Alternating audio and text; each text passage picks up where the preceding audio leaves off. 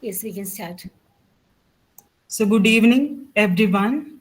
So welcome to the 6th lecture of Chrysalis Commemorative Lecture Series 2021. And as we are all aware, this platform is meant to commemorate the contributions of our late teachers of our department. And this is also a platform to share the academic expertise of the scholars of this institution, of this department. And I heartily welcome our principal, Dr. Chaco Jose, in his absence, the HOD of He's Department of... present here. He's present here. I'm here. I'm sorry. Yes. Okay, I fine. heartily welcome our principal, Dr. Chaco Jose P. Thank you. the Thank head you. Thank you. and the HOD of Department of English, and there is a head of the Research Center, Dr. Betsy Paul, the chairperson of today's function, Dr. Sini Koshi, consultant physician, Burma Hospital, Tripunithara, the speaker of the day, Ms. Julie Dominic, and all the teachers, guides, scholars from other institutions, as well as scholars of our institution to this gathering. Today's speaker is Ms. Julie Dominic. She's a part-time research scholar in our college, and she's assistant professor and head of the Department of English, Little Flower College, Guruvayur. And her lecture is entitled as Unlearning Female Body, an Interrogation with Illness Narratives. So we have got a very eminent person to chair the session. And today's session will be chaired by Dr. Sini Koshi. And she had completed her MBBS from Government Medical College, Kottayam, and MD in Internal Medicine from Kilpoke Medical College, Chennai. And she had started her career as assistant professor in medicine at Pushpagiri Institute of Medical Sciences. And later on, she moved to Medical Trust Hospital, Cochin, as junior consultant in cardiology. So a doctor who has earned the trust of her patients from far and wide. She has excelled as an emphatic and supportive caregiver. And Dr. Sini has worked as associate consultant in general medicine at KIMS Trivandrum and as consultant physician in HCG Sujariyu Hospital in Hubballi. At present, she is the consultant physician at Varma Hospital, Tripunithara.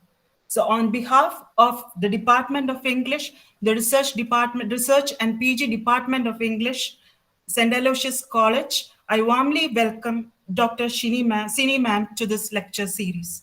Welcome, ma'am. So before we begin the session, I would like to give a word of instruction to the participants. So please unmute your mics during the entirety of the lecture. And as usual, the feedback form will be, it will be posted towards the end of the session in the chat box. And after the talk, there will be an interactive session and the participants can type their queries in the chat box or they can unmute themselves and they can ask their queries. Now over to you, ma'am, Dr. Sini. Thank you, Nida. Thank you. Am I audible? Yes, you are very much audible, ma'am. Okay. Good evening, everyone.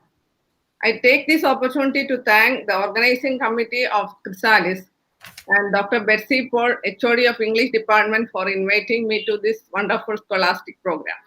Today's lecture on unlearning of female body, an interrogation with illness narratives by Ms. Julie Dominic gives special reference to cancer and its impacts in women. Ms. Julie Dominic is a research scholar at St. Aloysius College and assistant professor at Little Flower College, Guruvayur.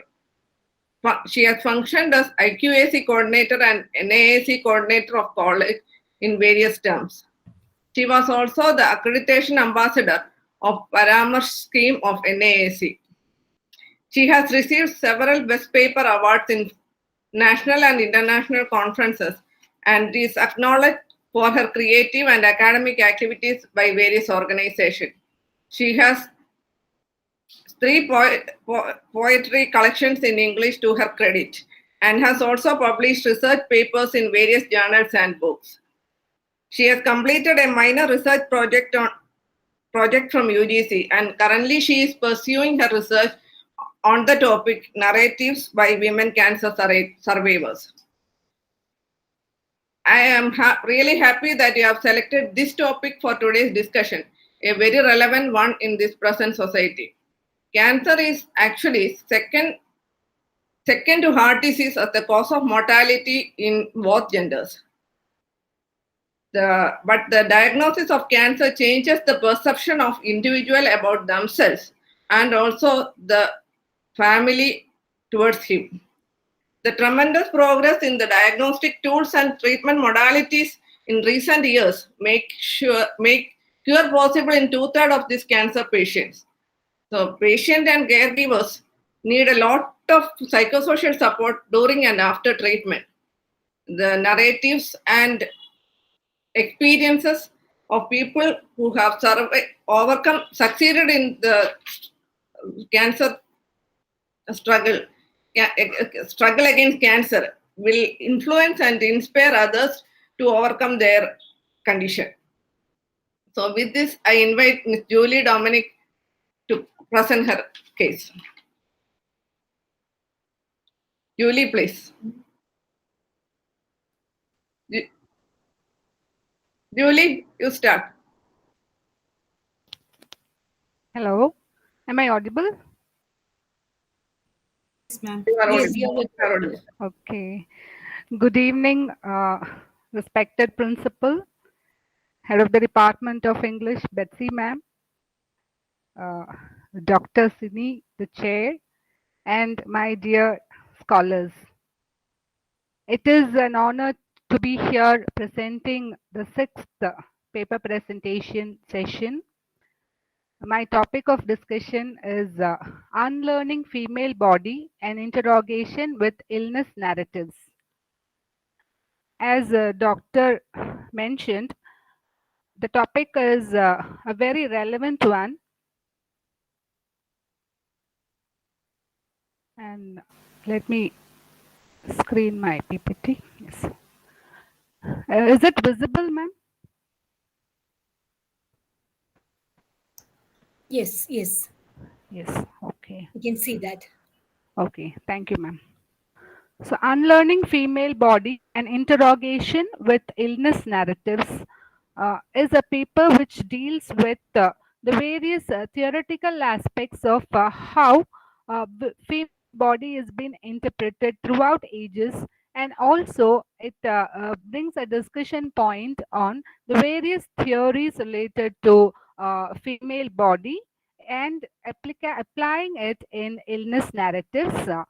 Concluding that female body has a new perspective of a presentation in the studies as well as in the human thought pattern.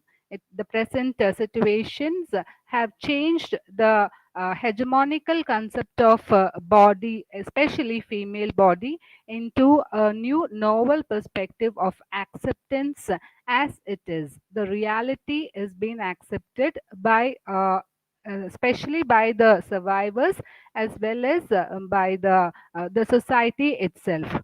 So this is the gist of my discussion point. I shall begin my paper. Body image.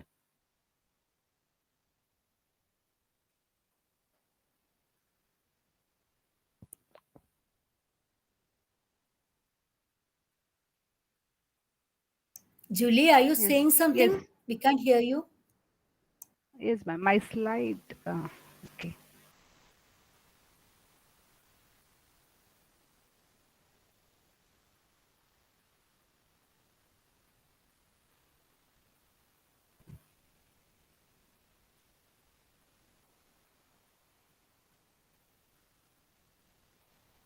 Julie, are you saying Yes, ma'am. something? Because we can't hear.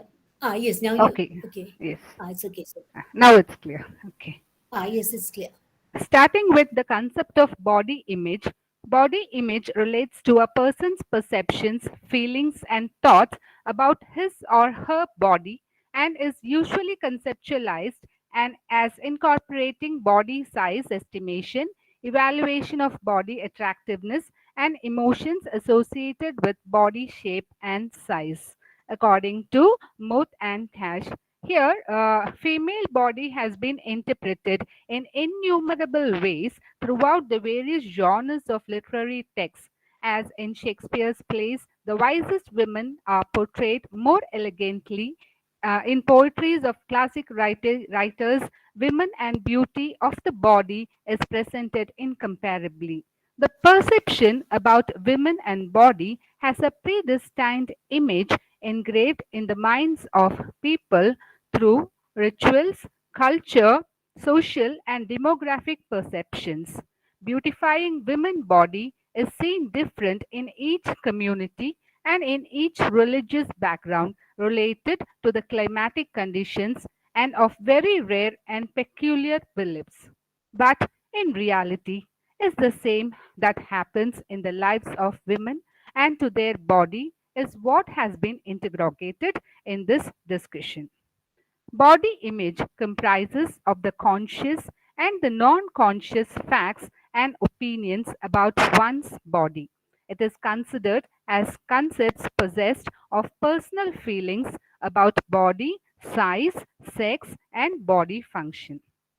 For the past decade, body has played starring role in feminist theory, heading way to the works in philosophy, sociology, and cultural studies.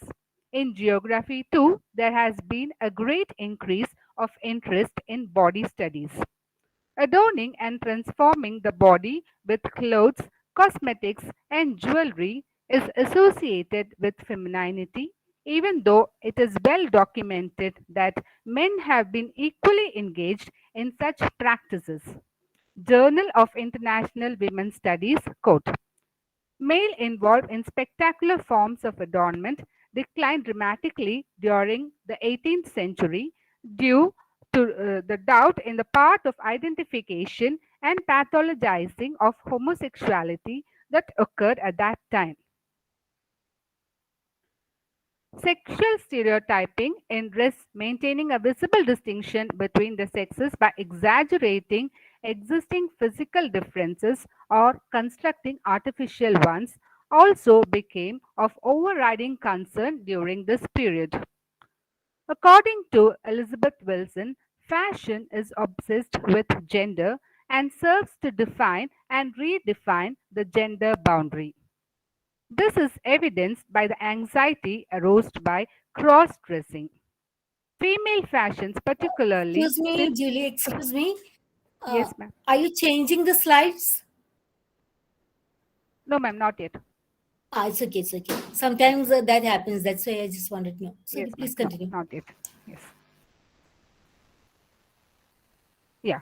So, female fashions, particularly since the Victorian era, seem to have been specially concerned with marking difference spectacularly on the body by constantly drawing attention to sites of otherness such as the breast, waist, buttocks, and hips, which have been exaggerated by bustles, and bras.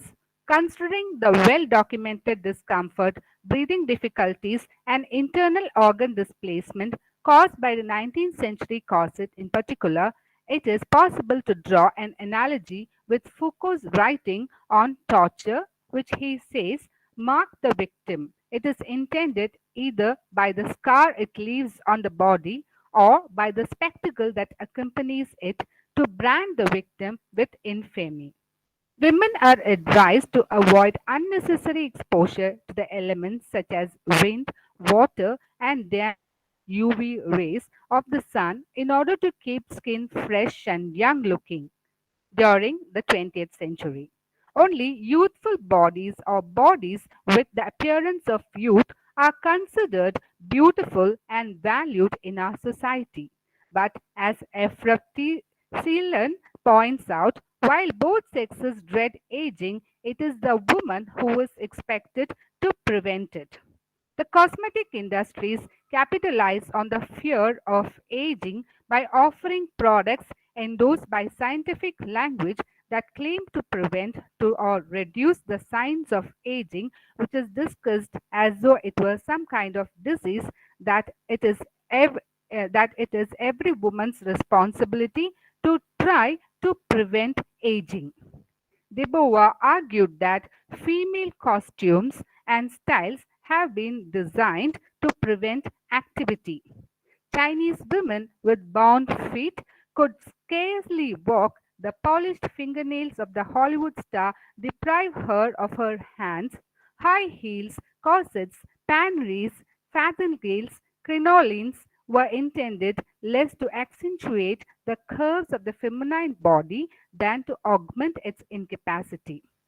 Paralyzed by either too little or too much weight, by inconvenient attire, or the rules of propriety, woman's body could then present the inert and passive qualities of an object and seem to man to be his property, his thing, thus containing the threat of the potentially unruly, too physical female body.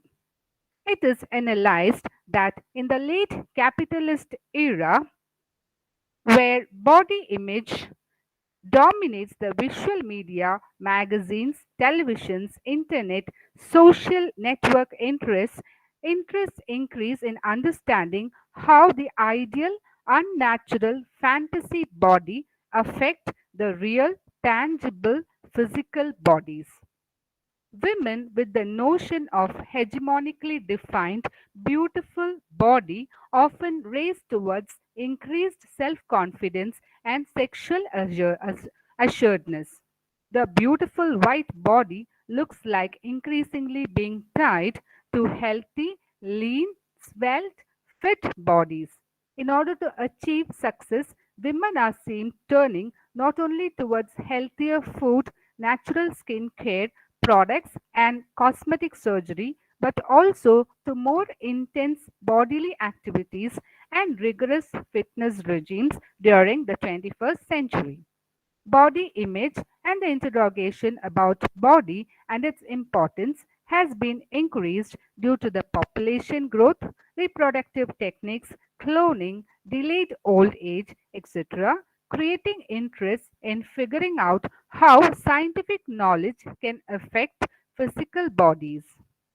The complete mapping of human DNA and the use of stem cells growth to repair organs are two biomedical technologies that have the potential to transform not only how we understand physiological and biological processes of the body, but also how bodies themselves are created. Yet, along these innovative scientific progress, the fragility and imperfection of body has emerged as something to ponder, especially through various unpredictable illness and epidemics.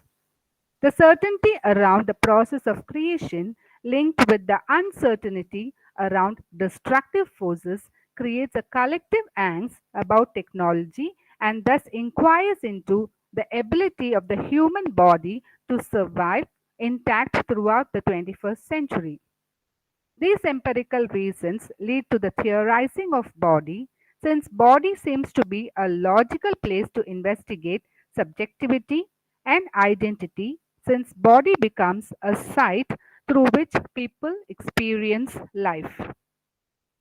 Various topics come forth while investigating into the site of body and subjectivity, like positions, gender as performity, articulation of power relations, etc.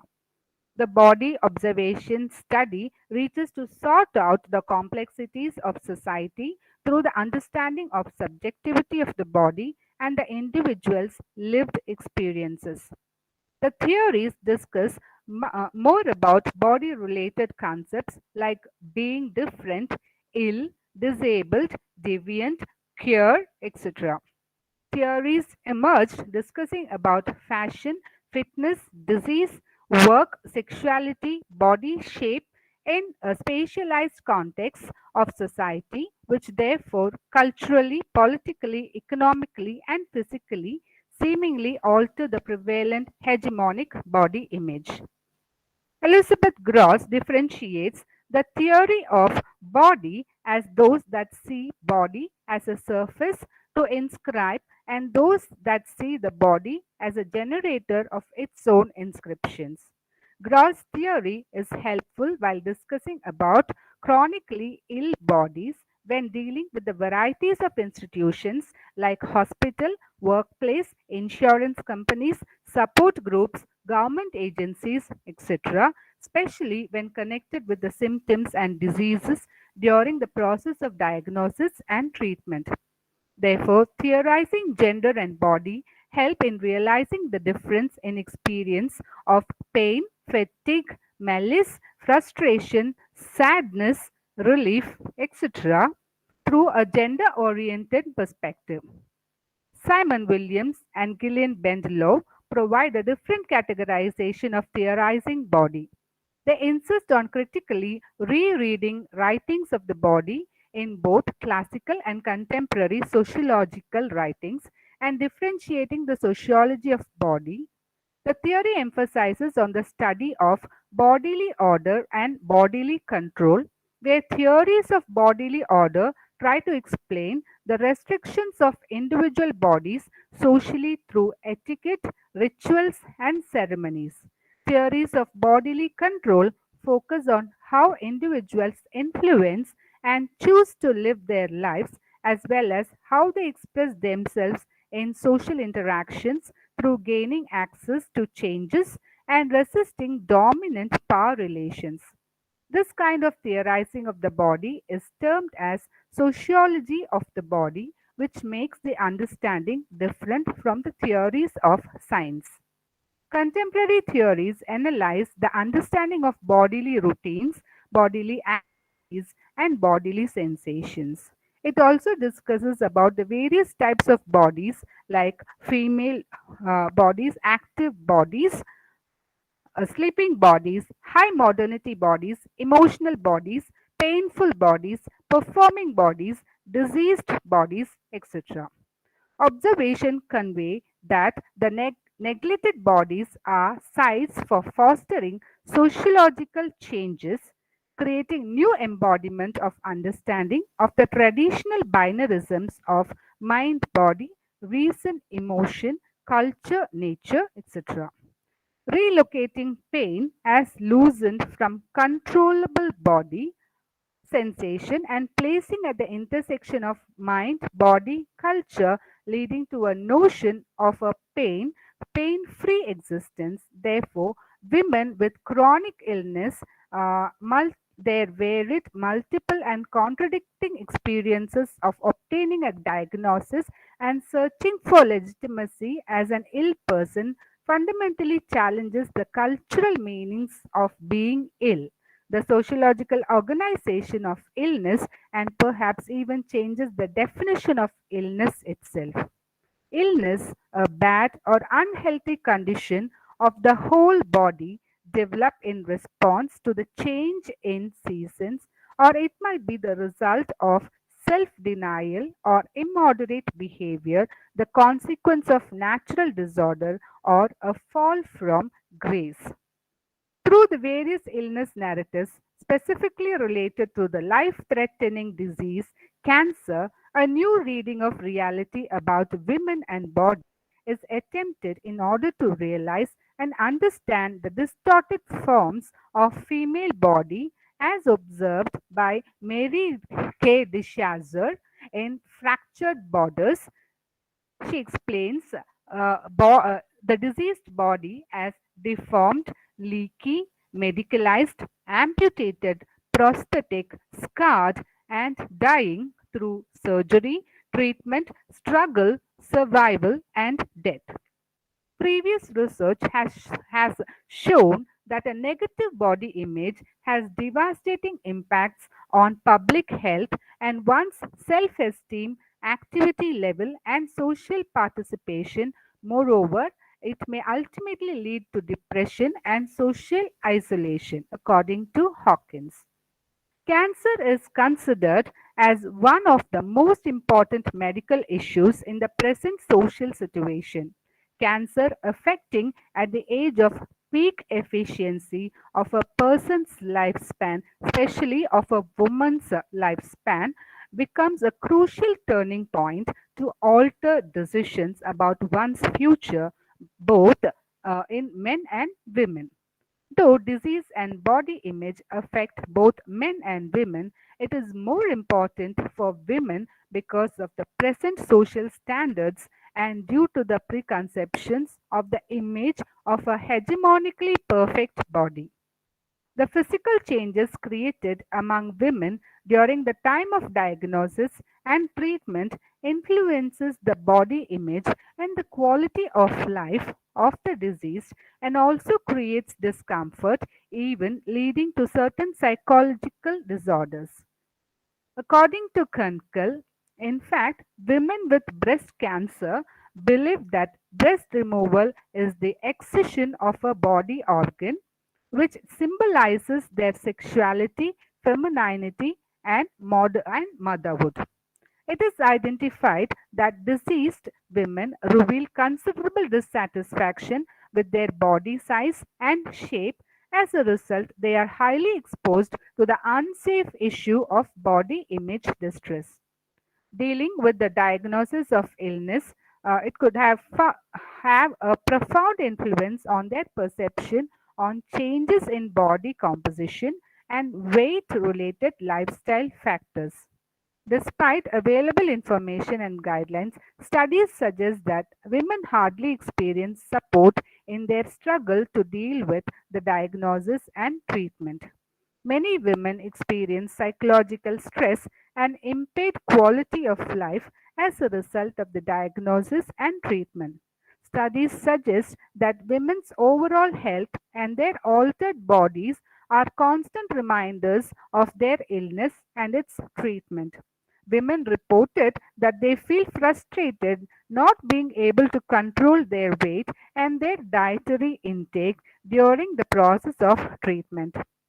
Several studies suggest that reductions in physical activity during chemotherapy may contribute to weight gain, lower quality of life, and increase the risk of disease recurrence.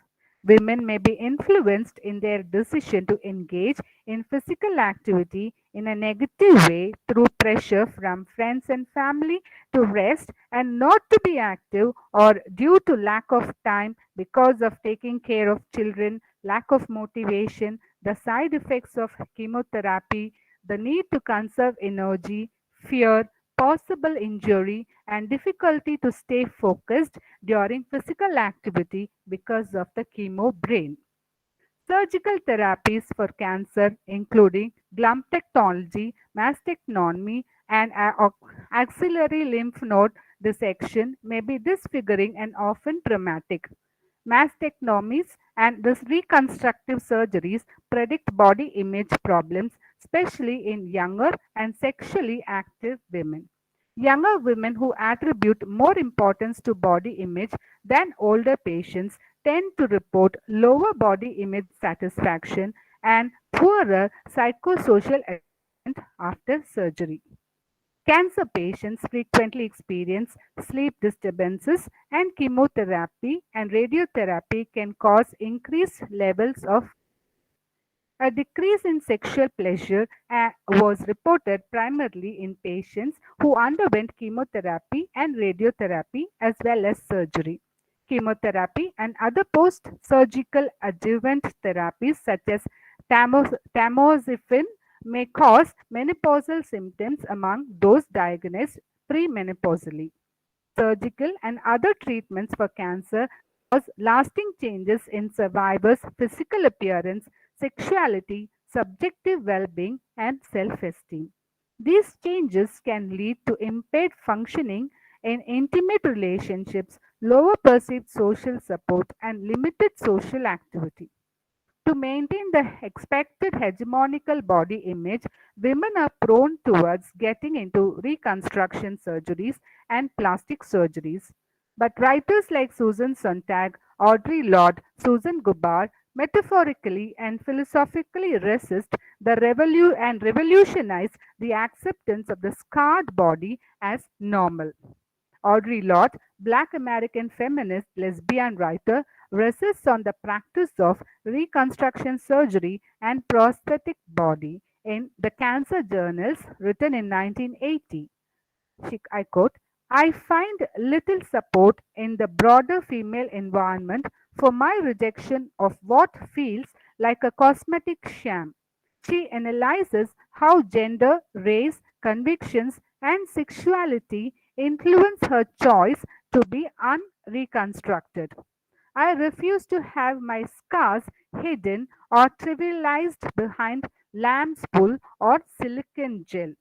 The reconstruction surgeries, which makes an alien to oneself, questions the presumptions of a perfect body notion prevailing in the existing social scenario.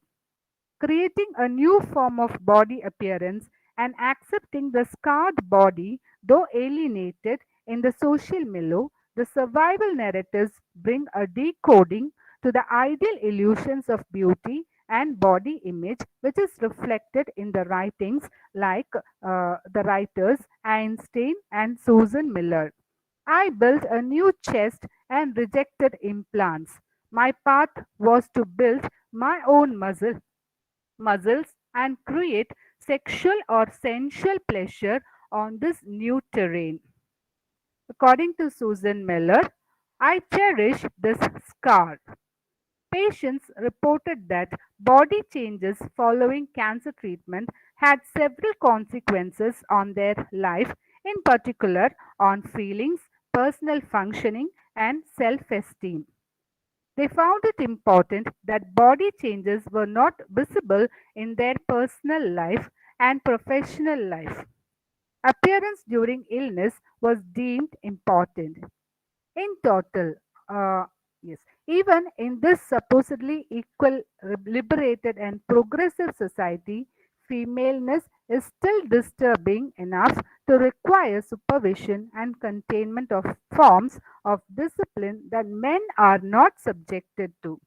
The story of women's emancipation and increasing self determination is clouded by the continuing presence of restrictive ideals of womanhood that Meyer MacDonald claims defensively reinvent. Foucault finally claimed that resistance exists wherever there is normalization and domination. Power is never total, uniform, or smooth, but shifting and unstable. If it is exerted on micro levels, it can be contested on micro levels. There is no single locus of great refusal, a plurality of resistance.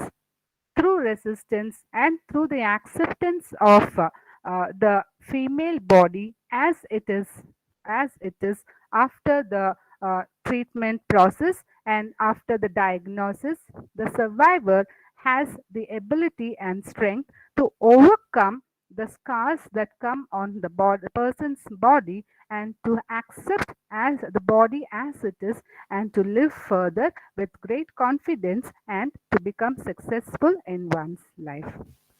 Therefore, I conclude with my presentation and thank you.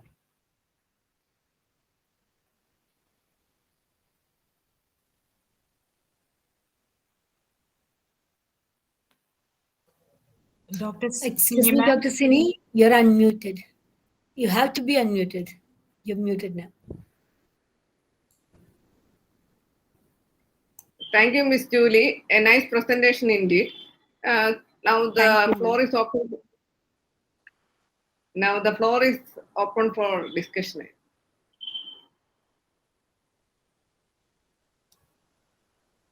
I think we have got two respondents today. So I would like to call upon Geeta Joni Chungat, Assistant Professor, Department of English, Prajodi Niketan College, to address the gathering. Thank you, Julie, for such a wonderful presentation.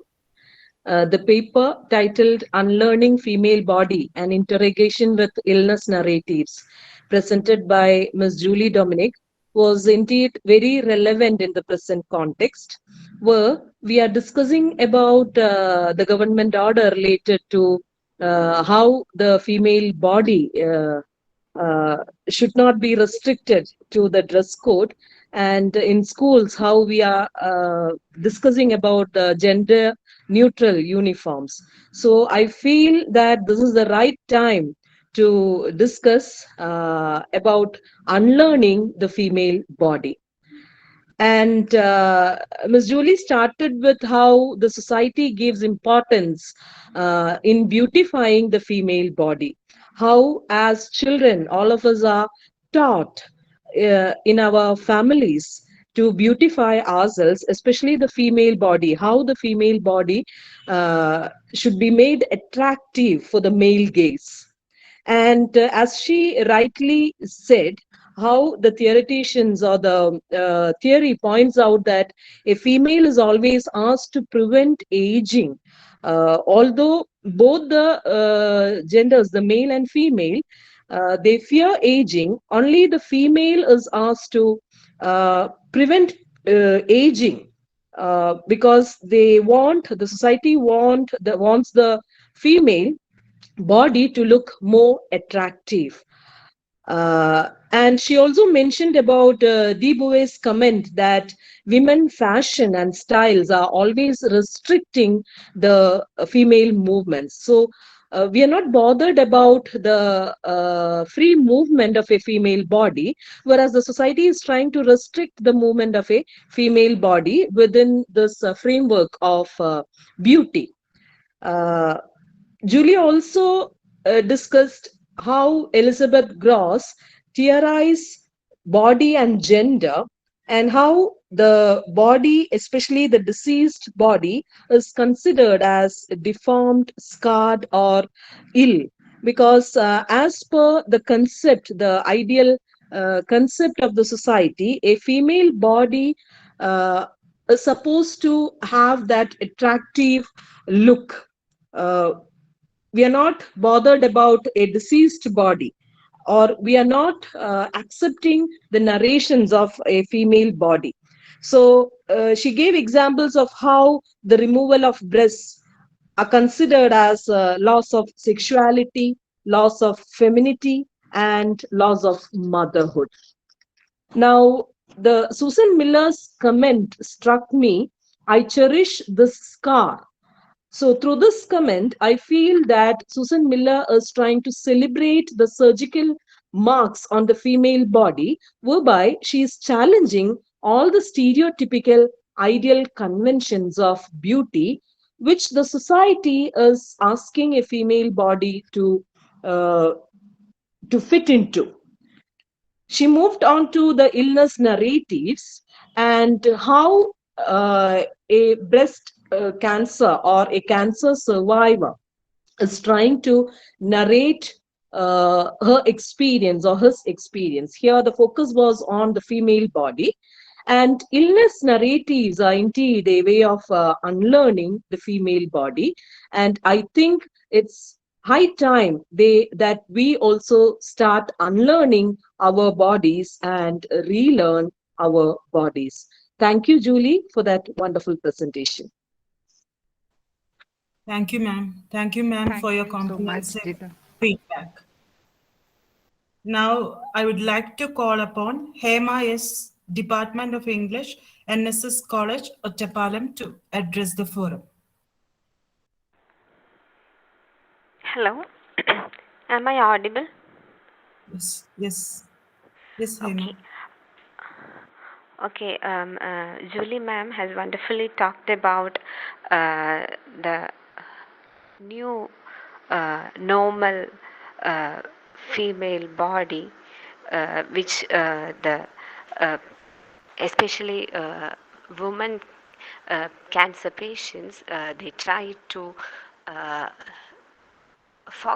they try to manifest through their writings and the new critical theories regarding female body and especially human body. So try to speak about the umbrella term which encompass all this medical humanities. So the aim of medical humanities, uh, which is a budding enterprise now, is to incorporate medicine, philosophy, arts into practice and analysis. So as a discipline, it was first introduced by the Pennsylvania State University College into the curriculum of medical school, and their rationale was to introduce reading the stories of patients and writings about their experiences to give doctors in training the tools they need to better understand their patients. And the discussions and reflections on literature brings the medical practitioners' biases and assumptions into focus, heightening awareness and reading literature requires critical thinking and empathetic awareness about moral issues in medicine. So, this medical humanities and disability studies, they the critics or the theoreticians put forward uh, a binary that normal and abnormal, and how the experiences of the abnormal persons or the disabled or the person and the people undergoing some disabilities uh, acco- be- in accompanying their diseases are being normalized, and how they try to be normal after their illness. And these binaries are analyzed in line with gender, race, class, culture, etc., to construct, deconstruct, and reconstruct identities. So, one of the pioneer among disability studies, Rosemary Garland Thompson, she considers disability as a synecdoche for all forms that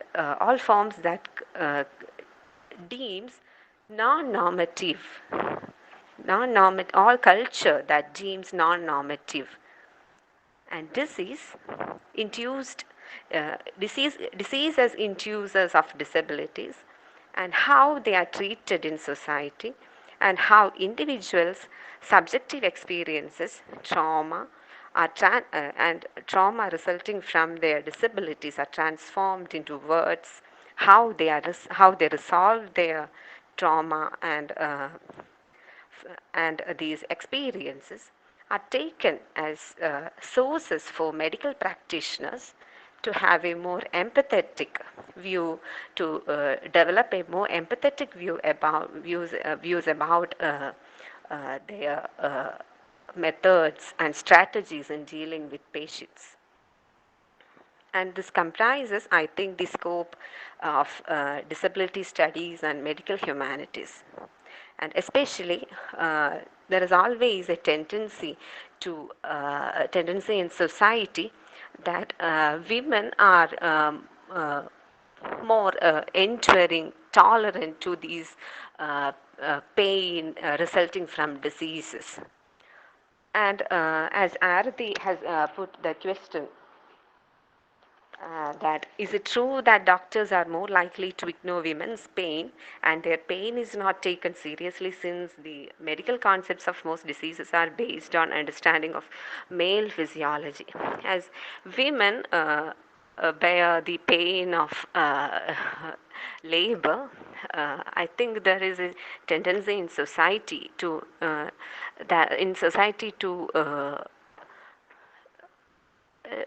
normalize the enduring capacity of women.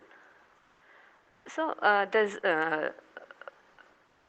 feminine perspective of disabilities and disability studies is a very crucial topic today. And what Julie ma'am has said about cancer patients and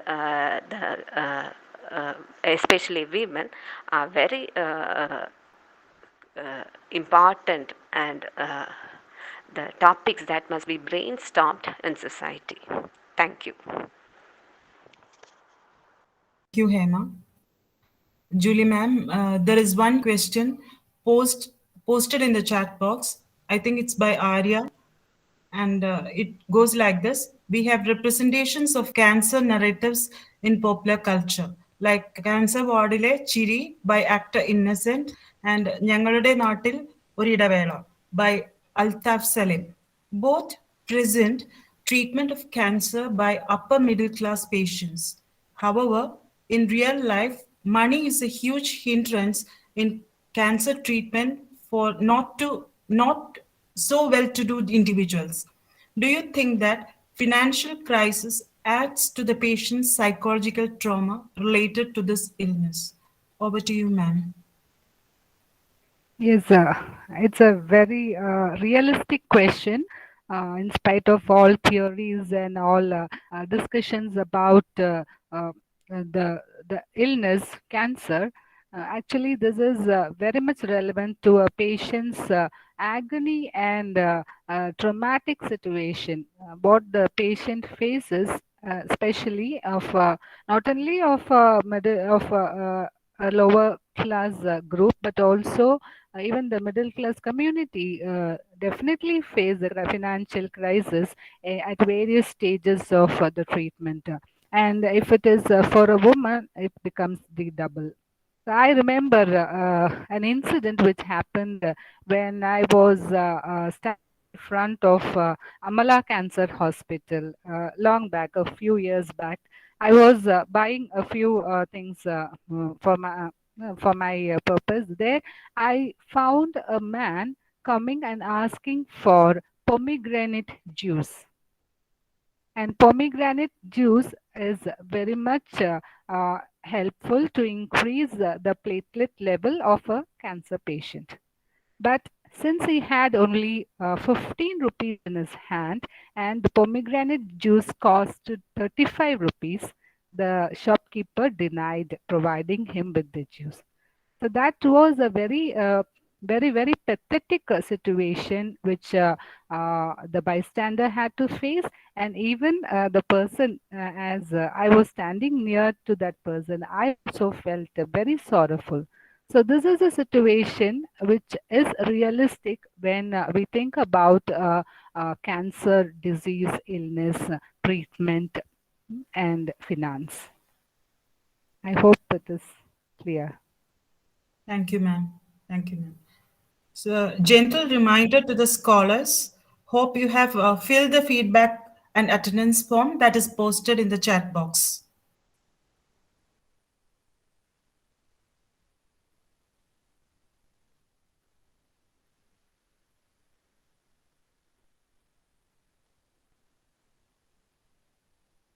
Ma'am, one more question.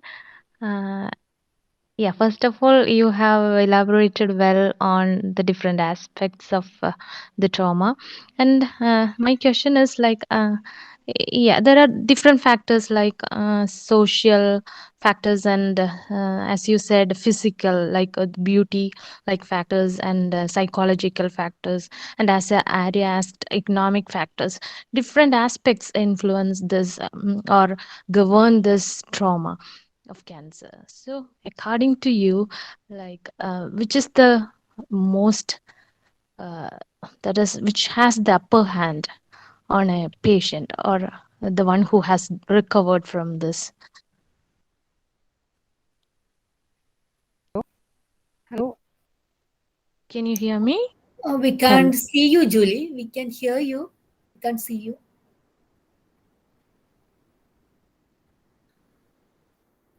I didn't.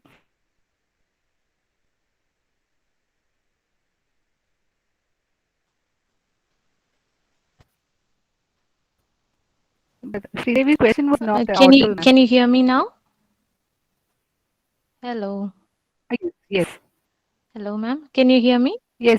Hello. Yeah. Is it clear now? Yes, Devi.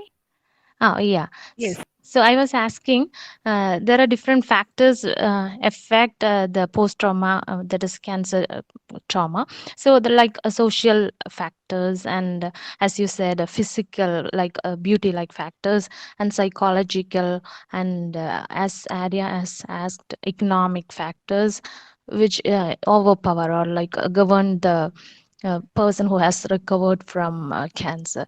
So it was just a question like, according to you, which has the upper hand, which element or which factor has an upper hand in a person who has Definitely recovered from physical. It is physical? a physical trauma which a person faces is much more traumatic than any other traumas. The treatment process and the post surgical period, that is the Oh, most traumatic and painful period which I have experienced directly in my family. And so I'm sure that it is the physical trauma, the post surgery period is the most traumatic, and the chemo sessions also. So it is the person's, the diseased person's personal experience, which definitely creates trauma among all in the family. yeah, of course. Yes, yes.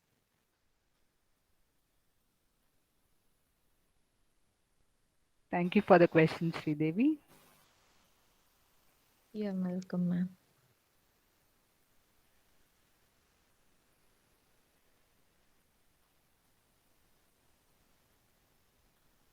Any more questions?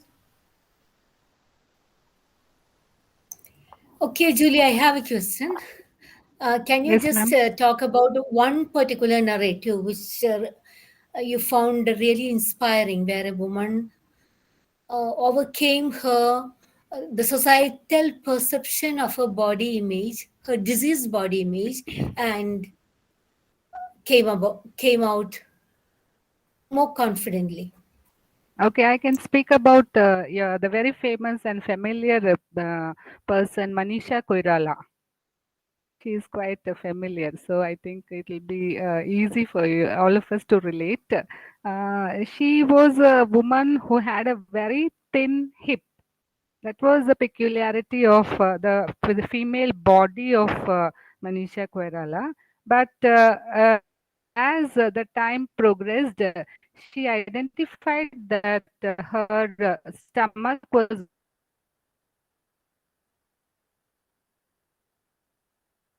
getting bloated,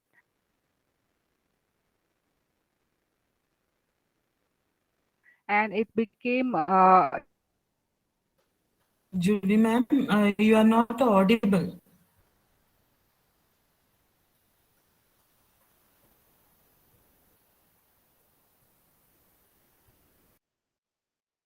she put herself in a very sort.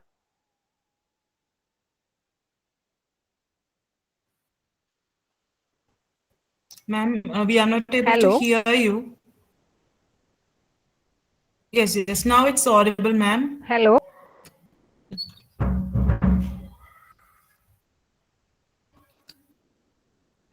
Am I audible now? I think there are some technical problems over there. Hello. Now you are audible, ma'am. There is some problem. Is it Hello, clear now? ma'am. Is it audible? Yes, Okay. it's Hello. audible, ma'am. Now you're Hello. audible, Julie. Continue, Okay. please. Okay. So yes, ma'am. Okay. So I was speaking about the actor Manisha Koirala, where her physical body she had a particular structure as defined as expected by the society of being an actor. But later she identified her stomach being becoming huger and huger day by day, and she identified it as cancer. And later she was treated and during the process of treatment itself, she had to endure a lot of pain, both physical as well as psychological, since she had to keep up with the society's expectations, in quotes, being an actor. And finally, she came out of it healed. And the title of her life writing text is named as Healed itself. So that is a very inspiring personality, which I would like to quote with regard to cancer narratives. And later, now presently, she has become a spokesman of cancer among the society. And as a part of duty, she encourages and she gives solace to those who are being affected by cancer through her social works. Thank you. Okay, Julie.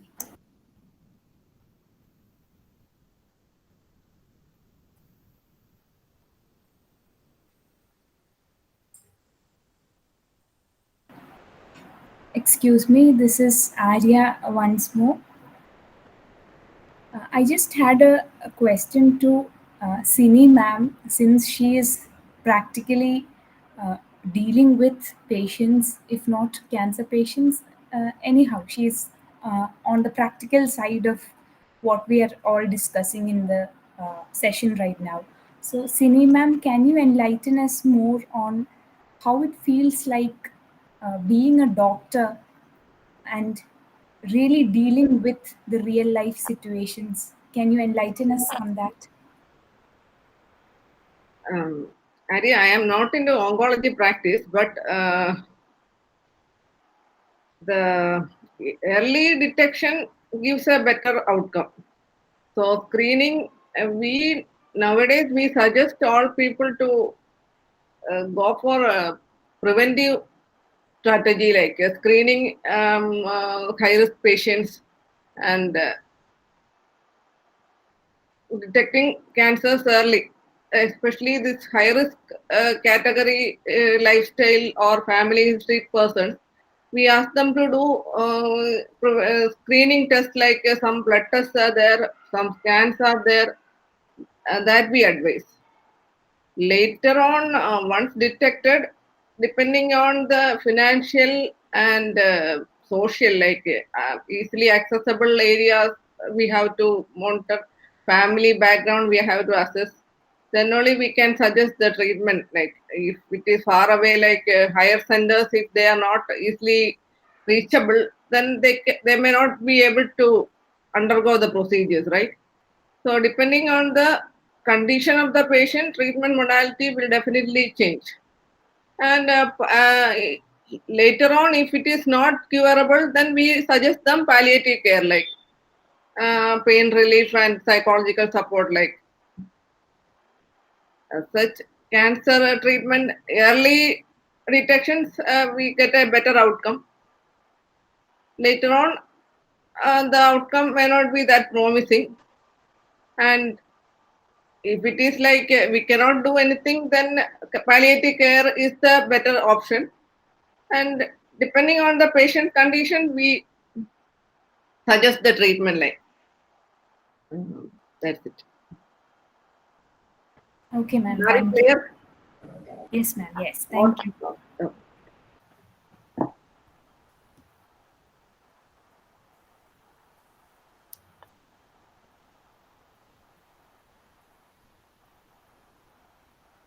Are there any more queries?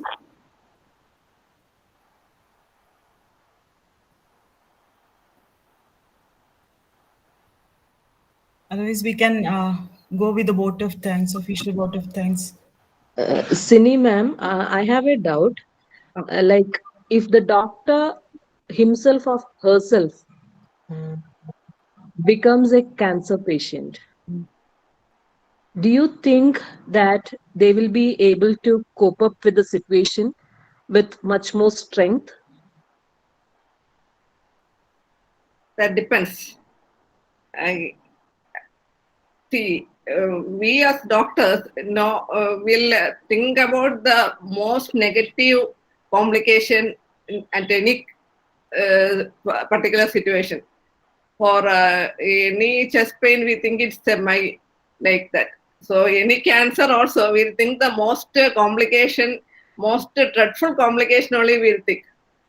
So doctors as patients are difficult to manage, in my opinion.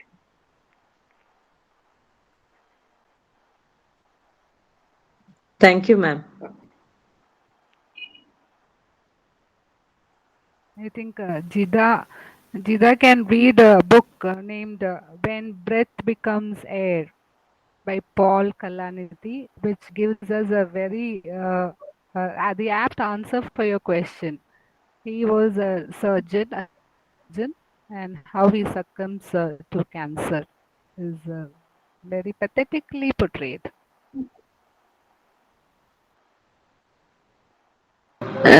Thank you, Miss Julie. I was just enthusiastic about when we go to doctors to visit them for our illness. They used to give a comment like it's very difficult to teach or to educate teachers. So I just wanted to know what will be the situation if a doctor becomes a patient. Anyway, I'll go through the work that you have mentioned, Miss Julie. Thank you. Thank you.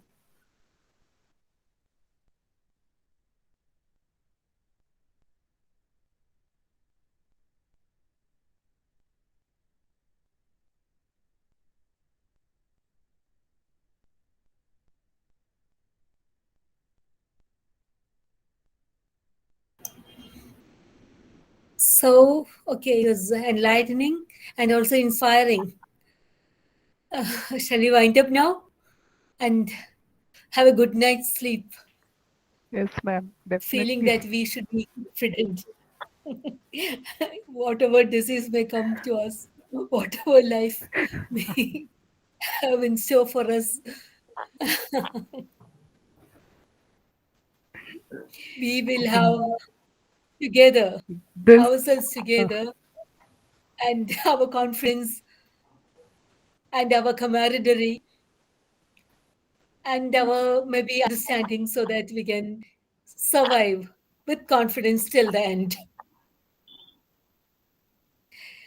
Shall we wind up for today? Yeah, yes. Thanks. Thanks. Who's giving the thanks? Yes, ma'am. So we enter into the last session of our lecture series. So I entered into the formal vote of thanks. I thank Miss Julie Dominic for her enlightening talk. Secondly, I would like to let me put on my record my sincere gratitude to the chairperson, Dr. Sini Koshi, for agreeing to chair the session. Your presence at this session was very useful for generating more insights on the topic. We hope to associate with you in future too. Thank you so much. Thanks to the HOD of English Department, St. Aloysius College, Dr. Betsy Paul, for guiding and encouraging us to do research and to pursue such academic activities. Thank you, ma'am. Thanks to the principal, Dr. Chaco Jose, for supporting us with his constant presence and his constant encouragement. Now, I would like to thank the teachers, guides, scholars from other colleges and institutions, as well as from St. Aloysius College for attending this event. Thank you, everyone, and good night. And thank you, Nita, too. Okay. Welcome, ma'am. Thank you. Thank you very much.